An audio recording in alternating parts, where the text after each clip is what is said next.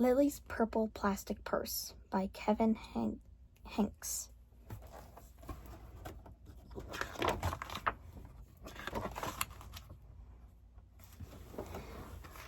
Lilly loved school. She loved pointy pencils, she loved the squeaky chalk, and she loved the way her boots went clickety-clickety-click down the long, shiny hallways. Lilly loved the privacy of her very own desk. Mine. She loved the fish sticks and chocolate milk every Friday in the lunchroom. Straws make everything taste better. And most of all, she loved her teacher, Mr. Slinger. For you. Mr. Slinger was as sharp as a tack. He wore artistic shirts, he wore glasses on a chain around his neck, and he wore a different colored tie for each of the day of the week. Wow, said Lilly. That was just about all she could say. Wow. Instead of greeting students or good morning, pupils, Mr. Slinger winked and said, howdy. He thought that the desks and rows were old-fashioned and boring. Do you rodents think you can handle a semicircle? And he always provided the most tasty snacks, things that were curly and crunchy and cheesy. I want to be a teacher when I grow up, said Lilly. Me too, said her friends, Chester and Wilson and Victor.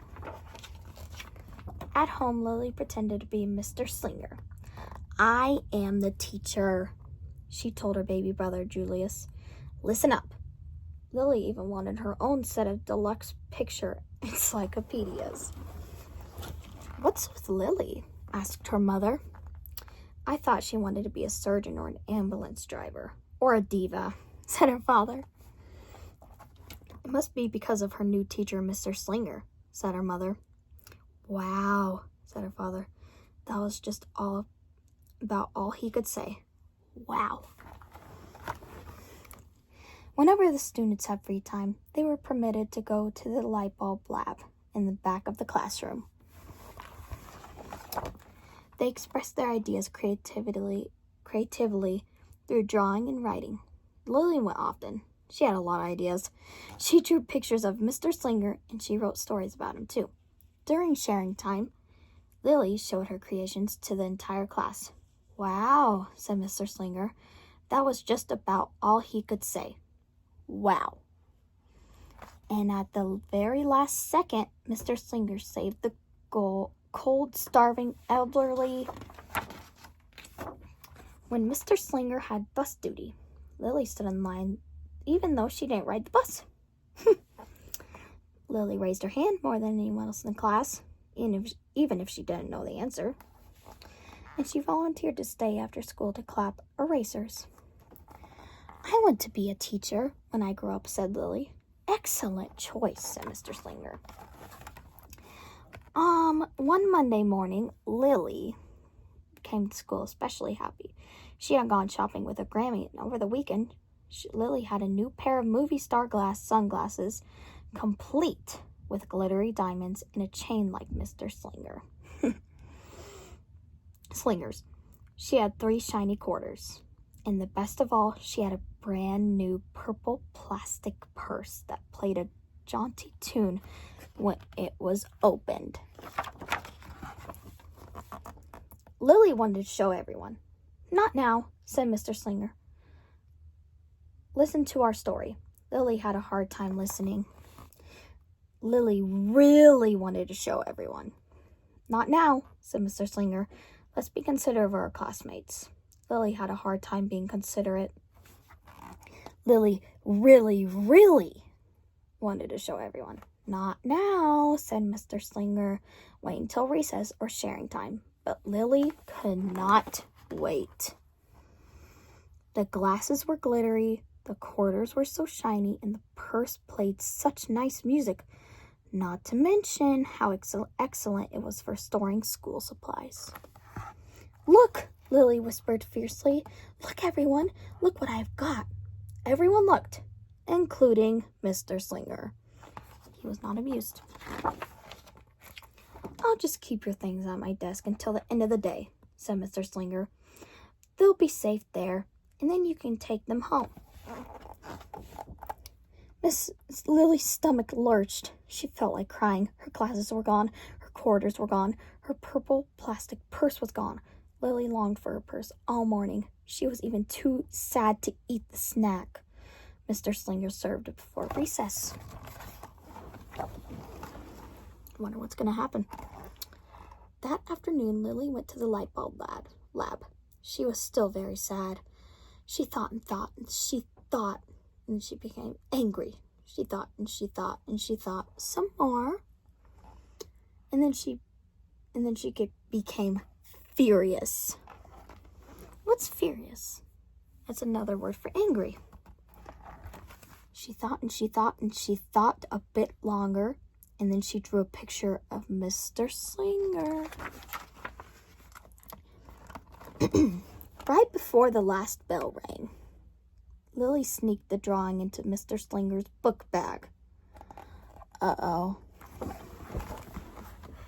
When all the students were buttoned and zipped and snapped and tied and ready to go home, Mr. Slinger strolled over to Lily and gave her purple plastic purse back. "It's a beautiful purse," said Mr. Slinger. "Your quarters are nice and jingly, and those glasses are absolutely fabulous. You may bring them back to school as long as you don't disturb the rest of the class." "I do not want to be a teacher when I grow up," Lily said as she marched out of the classroom. On the way home, Lily opened her purse. Her glasses and her quarters were inside, and so was a note from Mr. Slinger. It said, "Today was a difficult day. Tomorrow will be better." There was also a small bag of tasty snacks at the bottom of the purse. Lily's stomach lurched. She felt like crying. She felt simply awful. Lily ran all the way home and told her mother and father everything. Instead of watching her favorite cartoons, Lily decided to sit in the uncooperative chair. "I'll stay here a million years for Mr. Slinger. Why does everything always happen to me? 1051, 1052, 1099. That night, Lily drew a new page of Mr. Slinger and wrote a story about him, too. Lily's mother wrote a note, and Lily's father baked some tasty snacks for Lily to take to school the next day. "I think Mr. Slinger will understand," said Lily's mother. "I know he will," said Lily's father. The next morning, Lily got to school early. "These are for you," Lily said to Mr. Slinger, "because I'm really, really, really, really, really, really, really, really, really, really, really, really, really sorry." Mr. Slinger read the story, and he looked at the picture, and he read the note. What does it say? And he sampled the snacks. Yum, yum.